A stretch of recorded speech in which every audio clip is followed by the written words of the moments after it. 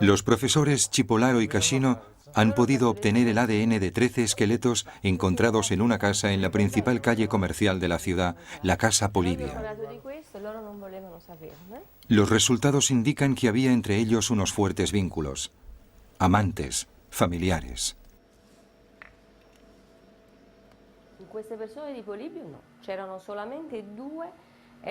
Entre las personas de la casa de Polibia había 2 que sufrían de espina bífida, aunque no podemos saber si eso los habría afectado de alguna forma. Pero hay signos reveladores de los motivos por los que pudieron quedarse. Una de estas personas era una mujer joven embarazada al final del estado de gestación, y tal vez podría ser esta la razón de que decidiera no irse y se quedara en casa con la esperanza de salvarse. Uno decide quedarse porque su pareja está enferma y no puede irse. Me parece algo razonable. Y quieren estar juntos. Estas imágenes muestran a algunas personas en la postura en que fueron encontradas. 2 de ellas, en concreto estas 2, tienen las manos cogidas. Esto sugiere, por supuesto, un fuerte vínculo familiar. Creemos que una de las 2 es una adolescente y es probable que sujete la mano a su padre. Además de las pruebas de ADN, el profesor Sasso ha descubierto que en el grupo que analizó había alguien que podía haberse encontrado demasiado mal para irse.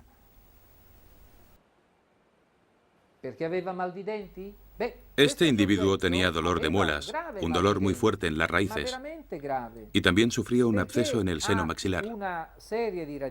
Es uno de esos dolores de muela en los que se tiene la mitad de la cara hinchada y se sufre mucho. Este puede ser uno de los motivos de que se quedara.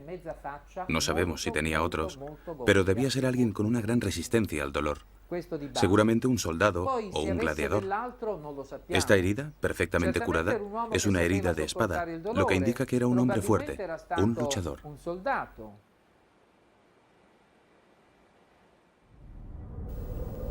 Tanto si se vieron obligados a quedarse como si se fueron, los habitantes de Pompeya debieron de temer lo peor.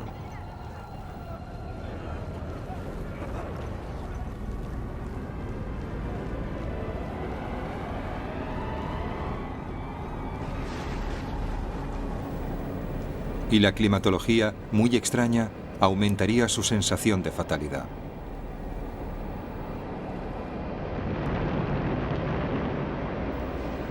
Todos los elementos se combinan en tu contra.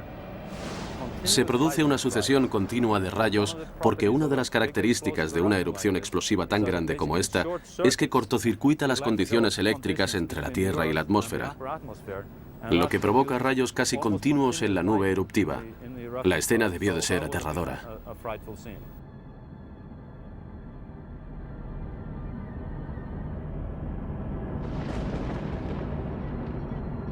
El apuro de Plinio el Viejo ilustra el creciente caos. Intentó dirigir la flota romana hacia la costa de Pompeya para evacuar a la gente, pero le fue imposible llegar debido a los enormes flujos de piedra pómez flotante. Al final atracó en Estabias y se refugió en casa de su amigo Pomponiano. Pero pronto, su rescatador se convirtió en rehén, ya que la piedra pómez bloqueó la puerta de su casa.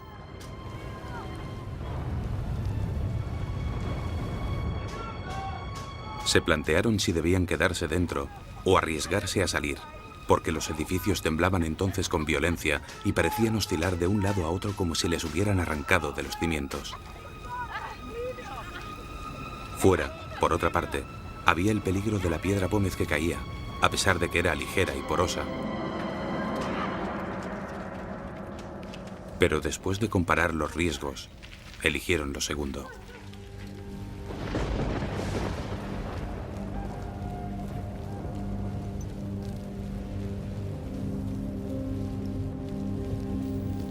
Según el relato de Plinio el Joven, parece que su tío Plinio el Viejo llegó a la relativa seguridad de la playa de Estabias al final de la tarde. Pero para entonces, hacia las 9 o 10 de la noche, la erupción estaba en su máximo apogeo. Metros de piedra pómez cubrían Pompeya. La piedra pómez se acumuló aquí, hasta una altura o un grosor de casi 2,5 metros. Al principio, hacia mediodía del 24, Aquí el suelo romano donde estoy ahora estaba cubierto de unas grandes ánforas. Y durante las fases iniciales de la erupción se produjo una acumulación de piedra pómez blanca que cayó del cielo y que se fue acumulando durante la tarde del 24. Y hacia última hora de la tarde y primera de la noche se empezó a ver un cambio en el color de la piedra pómez que caía, que se volvía gris oscuro. Siguió cayendo hasta las 3 o 4 de la madrugada siguiente, cuando llegó a Pompeya la primera oleada, que es esta banda oscura que vemos en la parte superior de esta excavación.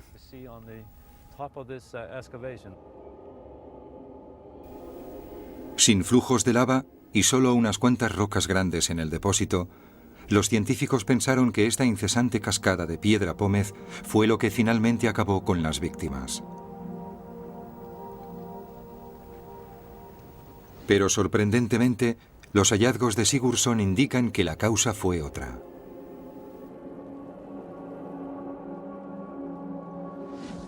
Vemos el tremendo efecto de esa oleada sobre las personas y vemos dónde estaban las personas en Pompeya. No estaban aquí, a nivel del suelo, no caminaban debajo de la piedra pómez y quedaron sepultadas por ella, sino que caminaban sobre ella, como podemos ver en estos restos de aquí, en la parte superior.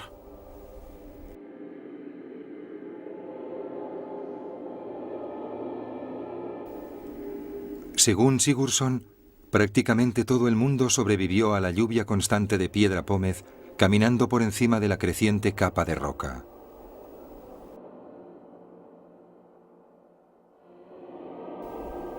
La causa de su muerte estaba a punto de llegar.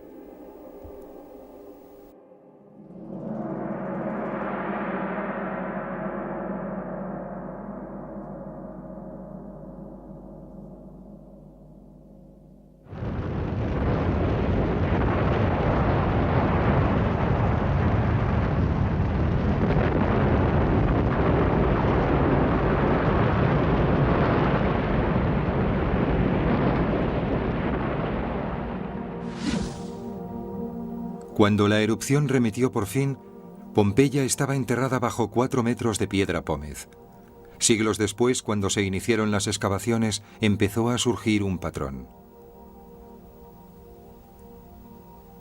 Se encontraron unos cuantos cadáveres a cierta profundidad, lo que indicaba que habían muerto al principio.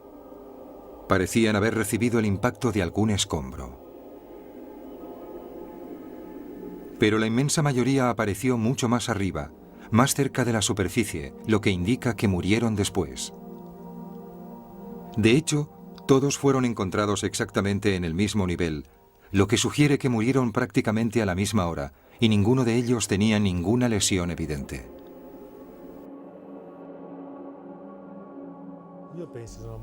Creo que murieron por falta de oxígeno. Por asfixia. Por asfixia. Uno de ellos tenía la boca abierta. Era espeluznante. Si se observan las fotografías de la excavación, se ve que el esqueleto tenía la boca muy abierta debido a la falta de oxígeno. Y lo mismo ocurría con los caballos. Tenían la cabeza vuelta, estaban en el suelo, pero tenían la boca hacia arriba, de modo que es evidente que les faltaba oxígeno.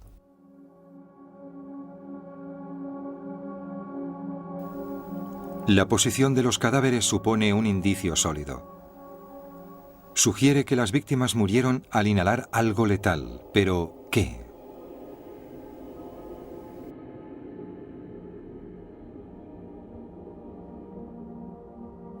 Algunos de los moldes de las víctimas de Pompeya parecen confirmar esta hipótesis. Algunos están incorporados como si alargaran el cuello hacia un aire algo más limpio. Todavía no hemos podido demostrarlo, pero debían de tener graves dificultades para respirar.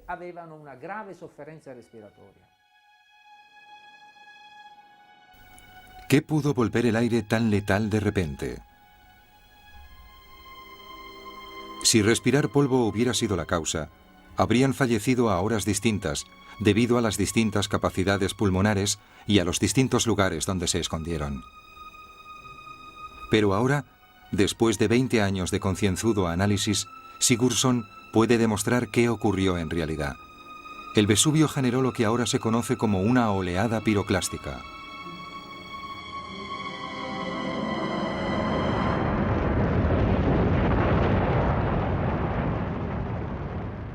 Tuve la gran suerte de participar en la investigación de una erupción muy parecida que tuvo lugar en 1982, la erupción del volcán El Chichón en México, que mató alrededor de 2.000 personas.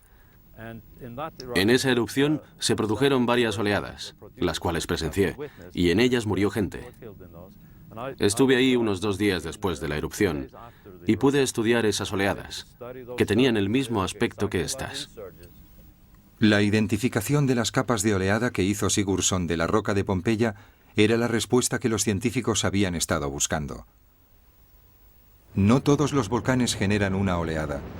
Es un fenómeno complejo en el que la erupción podría compararse a un motor a reacción. La potencia que genera mantiene la columna en el aire, pero cuando el cráter alrededor de la erupción empieza a hundirse, se interrumpe el flujo de potencia. La columna se viene momentáneamente abajo. El resultado es una nube que cae hasta el suelo a más de 200 kilómetros por hora. Se extiende por una inmensa zona como un huracán gigante lleno de polvo y derriba paredes y destroza todo lo que encuentra a su paso. El misterio de la oleada es que cuando se asienta, solo deja una capa muy fina de ceniza, que queda enseguida sepultada por la posterior caída de piedra pómez. Si nos acercamos a la pared del depósito, podemos ver con mucha claridad las demás oleadas. Tenemos el depósito de la lluvia de piedra pómez. Aquí. Una gran cantidad de piedra pómez, porque estamos bastante cerca del volcán. La primera oleada formó esta fina capa. Y después la siguió otra fase de precipitación. De modo que la primera oleada representa el primer colapso de la columna eruptiva. Así, en lugar de una columna eruptiva pliniana muy alta, producida por este material, tenemos un colapso o una fuente de ceniza y piedra pómez que emergió del volcán y descendió por los flancos, lo que originó una avalancha reluciente de piedra pómez y ceniza que llegó hasta aquí en unos pocos minutos. Sigurdsson ha calculado que el Vesubio tardó 24 horas en expulsar todo su material. En la gruesa capa de 4 metros de piedra pómez resultante hay 6 capas de oleada. Sigurdsson ha medido dónde se encuentran y ha podido por fin determinar cuándo tuvieron lugar exactamente. La primera fue a la 1 de la madrugada. Se dirigió hacia el este y pulverizó la ciudad de Herculano. A las 2:15 de la madrugada se produjo una segunda oleada mayor que la anterior. A las 6:30 de la mañana, 18 horas y media después del inicio de la erupción, se generó una tercera oleada aún mayor. Por suerte, se quedó sin energía al llegar a la muralla norte de Pompeya.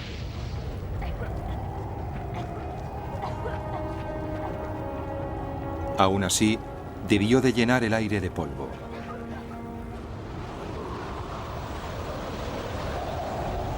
A las 7:30 de la mañana, la cuarta oleada alcanzó a los habitantes de Pompeya, medio asfixiados por la anterior.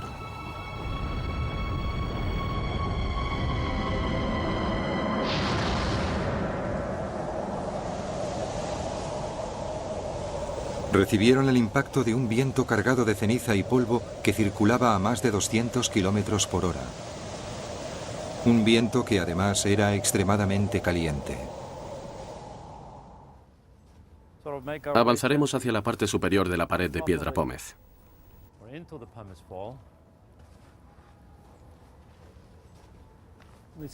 Podemos ver que la oleada es, en realidad, una capa muy fina. Me refiero a la cuarta oleada. Solo medirá entre 5 y 10 centímetros de grosor. Pero esta oleada y la posterior oleada que vemos aquí son los depósitos que contenían todos los restos humanos, o casi todos los restos humanos de Pompeya. Además, contenían material que la oleada transportó y que se ha conservado. Aquí a mi derecha podemos ver varios de los cadáveres de las personas que murieron ahogadas o asfixiadas durante la oleada debido al calor y a las altísimas temperaturas, y que se asfixiaron básicamente al inhalar la ceniza caliente y el polvo del aire.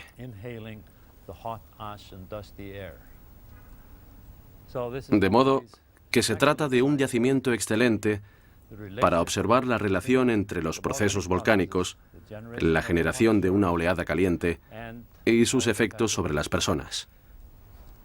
Y nos muestra claramente que el agente letal de la erupción que tuvo lugar en Pompeya fue la cuarta oleada. De hecho, existen indicios sólidos de que la oleada piroclástica se produjo a 100 grados centígrados como mínimo, temperatura suficiente para hervir agua. La temperatura alrededor de las víctimas debió de alcanzar niveles muy altos.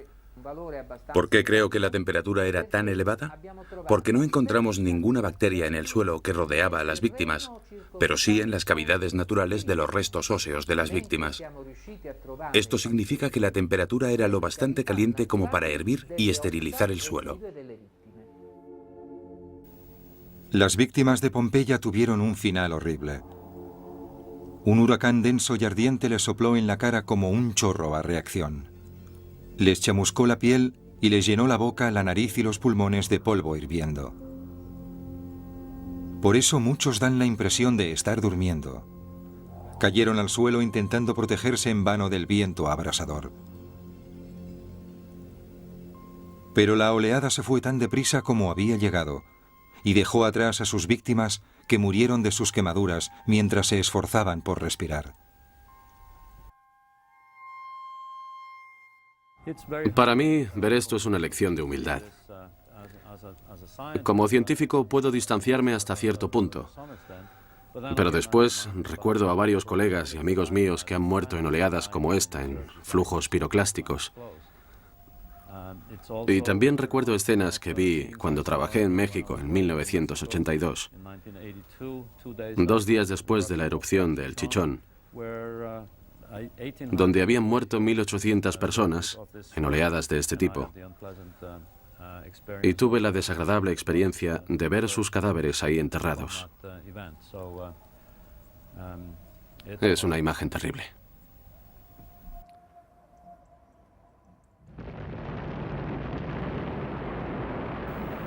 Cada siglo, solo un puñado de volcanes genera una columna eruptiva. Pocos de ellos generan oleadas piroclásticas. Y todavía menos son grabados. Durante la erupción de Montserrat, en 1997, se formó una pequeña oleada. Fue típicamente rápida y caliente, y devastó todo lo que encontró a su paso. Con poco tiempo de aviso mató a 20 personas. Esto es lo que mató a los pompeyanos.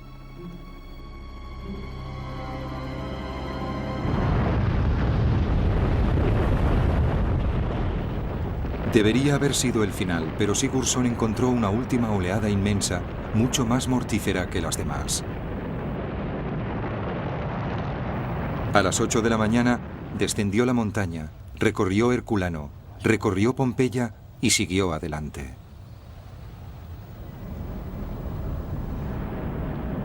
Muchas de las personas que habían huido de la ciudad y creían haberse librado, sucumbieron así finalmente al aliento letal del Vesubio.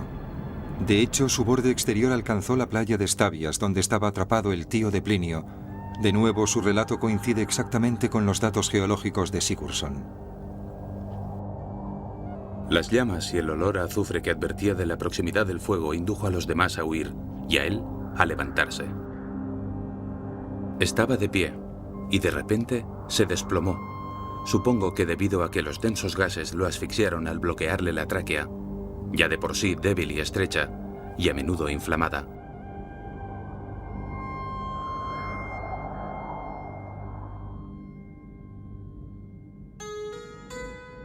Cuando el día 26 volvió la luz del día, 2 días después del último día que él había visto, su cuerpo estaba intacto y sin daño alguno, totalmente vestido, y parecía dormido más que muerto. La noticia de la desgracia de su tío le llegó sin duda a través de marineros y esclavos que se habían alejado lo suficiente como para sobrevivir a los terribles efectos de la última oleada. El mismo Plinio el joven se salvó por poco de la inmensa nube que había avanzado 30 kilómetros por la bahía de Nápoles como un maremoto negro y se había quedado sin energía al tocar el cabo de Miseno. La gente lloraba su destino o el de sus familiares, y algunos rogaban morirse en medio del terror. Muchos buscaban la ayuda de los dioses, pero muchos más imaginaban que ya no quedaban dioses y que el universo se había sumido en una oscuridad eterna.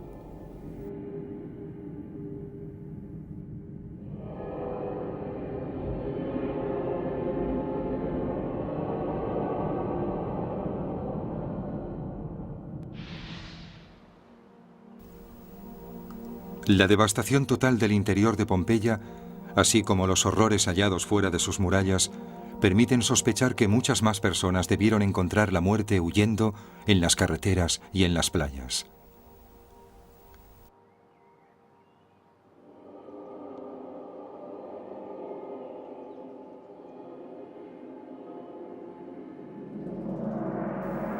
El área que cubrió la última oleada fue tan excepcionalmente inmensa que solo se ha excavado un 1% de ella.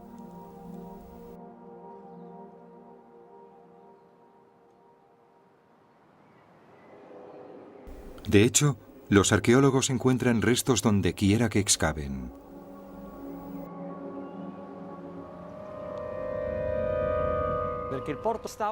Al sur de Pompeya estaba el puerto fluvial, y otra posibilidad de escape consistía en llegar al puerto fluvial, tomar un barco e irse.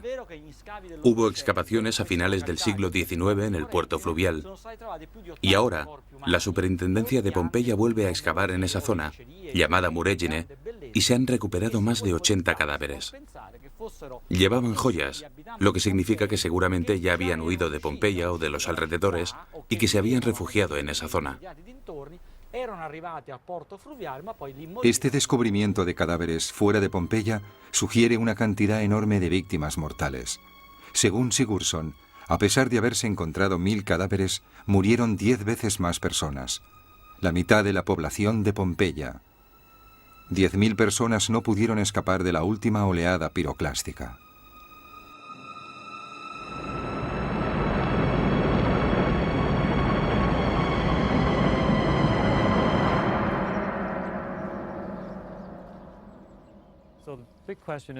Así que la gran pregunta es, ¿dónde están esos miles de cadáveres de Pompeya? Y yo sospecho que están al sur de la ciudad, al sur de las murallas de la ciudad, enterrados bajo los flujos piroclásticos en la región del Valle de Sano, la región donde hoy en día fluye el río Sano. Es una región con una densidad de población bastante alta actualmente, una región donde no es probable que se efectúe demasiada exploración arqueológica en el futuro, debido a esa densidad de población. Pero creo que, si queremos averiguar más cosas sobre el destino de los pompeyanos, deberíamos buscar ahí, no en la ciudad, sino fuera.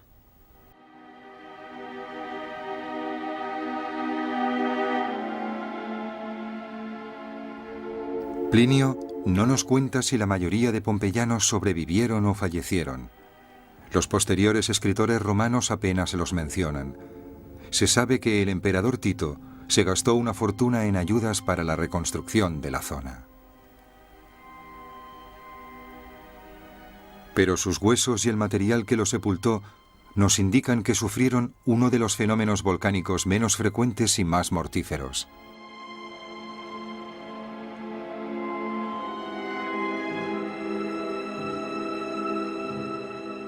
Una oleada piroclástica caliente que los asfixió y los abrasó como consecuencia del colapso de una de las columnas eruptivas más grandes de todos los tiempos.